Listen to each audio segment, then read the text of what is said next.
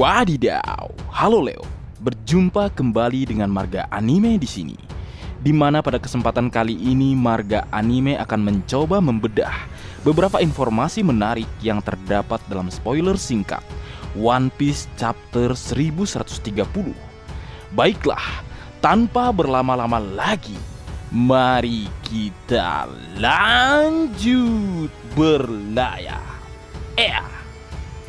Informasi pertama dibuka mengenai berita yang mengguncang seluruh dunia, di mana dalam manga tersebut One Piece Chapter 1130 mengungkap suatu informasi dari dunia luar yang memberitakan bahwa Yonko Mugiwara no Luffy adalah sosok yang disebutkan telah membunuh Dr. Vegapunk dan menghancurkan Pulau Egghead dengan bantuan bajak laut raksasa Elbap, serta terungkapnya bounty terbaru dari dua pemimpin bajak laut terkuat Elbap, Dory dan Brogy, yang diberikan nilai bounty sebesar 1,8 miliar berry masing-masing.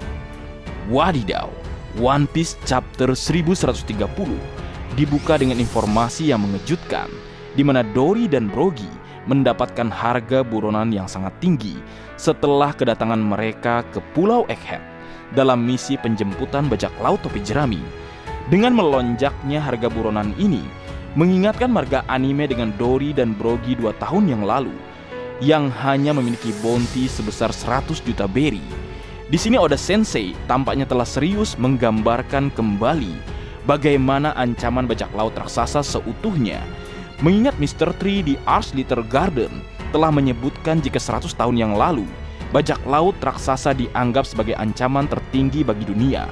Jadi Marga Anime menilai harga buronan yang didapatkan oleh Dory dan Brogy ini sangat layak, mengingat prestasi mereka di Pulau Egghead begitu luar biasa, seperti menghancurkan armada angkatan laut dan bertarung melawan Gorosei Saint Jupiter serta Saint Top One War Crew. Menarik. Kemudian pada spoiler kali ini kita juga mendapatkan informasi mengenai Luffy yang dituduh sebagai sosok yang telah membunuh Dr. Vegapunk, di mana Marga Anime begitu yakin jika Luffy dan yang lainnya seharusnya mendapatkan lonjakan harga buronan setelah terlibat dalam insiden Pulau Egghead. Melihat bagaimana pemerintah dunia mengkambing hitamkan Luffy, dapat dipastikan bounty Luffy seharusnya menjadi yang tertinggi saat ini dibandingkan Yonko lainnya. Karena kita tahu Luffy sepanjang Pulau Egghead telah bertarung melawan Rob Lucy, Admiral Kizaru, serta melawan para Gorosei sendirian. Jadi sangat sepantasnya jika Luffy mendapatkan bounty yang sangat tinggi atas keterlibatannya dalam insiden Egghead.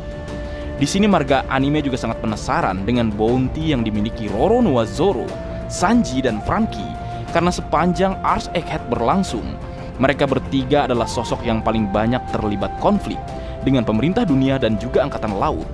Melihat bagaimana peran mereka di Pulau Egghead, beberapa waktu yang lalu seharusnya Roronoa Zoro, Vinsmoke Sanji, dan Cyborg Franky mendapatkan lonjakan yang tinggi dibandingkan kru lainnya. Kira-kira berapa harga buronan mereka menurut kalian nakama? Tulis pendapat kalian di kolom komentar. Lalu kemudian informasi mengenai Pangeran Terkutuk. Dalam chapter 1130 diketahui jika Luffy, Zoro, dan Sanji merasakan aura atau pancaran haki yang sangat berbahaya di tengah-tengah Pulau Egghead, di mana di chapter kali ini Oda Sensei akhirnya mengungkap identitas dari Pangeran Loki yang saat ini sedang dirantai di sebuah pohon karena telah membunuh ayahnya untuk mendapatkan buah iblis legendaris.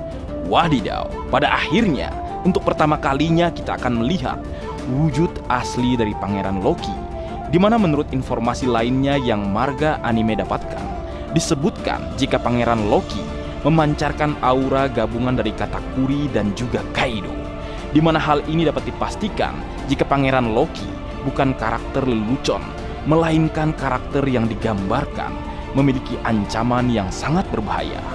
Di chapter ini disebutkan Pangeran Loki adalah sosok yang memakan buah iblis legendaris setelah membunuh ayahnya. Hal ini mengingatkan Marga Anime dengan dialog Dory kepada Luffy di Ars Little Garden saat dirinya bercerita mengenai penghakiman dari Dewa Perang Elbap, di mana marga anime berpikir penghakiman ini ada hubungannya dengan kegagalan raksasa kerajaan dalam melindungi buah iblis legendaris, sehingga saat ini Pangeran Loki memiliki buah iblis tersebut. Saat ini Oda Sensei memperkenalkan jika buah iblis legendaris tidak hanya dimiliki oleh Luffy, melainkan ada beberapa buah iblis lainnya di dunia One Piece yang disebutkan sebagai buah iblis legendaris, yaitu buah iblis yang dimakan oleh Pangeran Loki.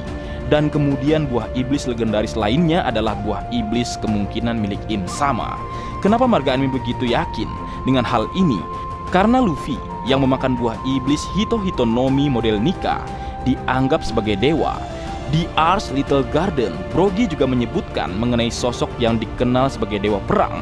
Dan di chapter kali ini kita mengenali sosok tersebut, pemakan buah iblis legendaris. Lalu Im Sama yang dianggap sebagai dewa oleh Gorosei juga memiliki potensi sebagai pemegang buah iblis legendaris lainnya.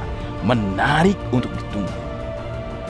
Leo, dengan terungkapnya fakta jika Pangeran Loki bukan sosok yang baik karena telah membunuh ayahnya, itu artinya ada kemungkinan Luffy nantinya akan terlibat konflik dengan Loki, di mana marga anime menduga Loki mungkin adalah sosok villain di Ars Elbap dan menjadi musuh Luffy nantinya, mengingat mereka berdua sama-sama dilabeli sebagai seorang dewa. Menarik untuk ditunggu. Lalu kemudian informasi terakhir mengenai peta wilayah Elbap.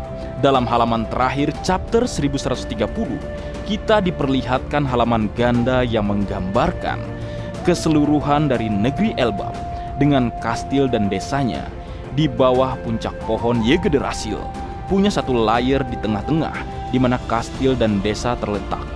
Wadidaw, sesuai dengan pembahasan Hin kita sebelumnya, jika di chapter kali ini kita akan melihat peta menyeluruh dari Pulau Elbap, di mana ini akan menjadi panel efek nantinya, di mana akhirnya kita telah secara resmi masuk ke Ars Elbap.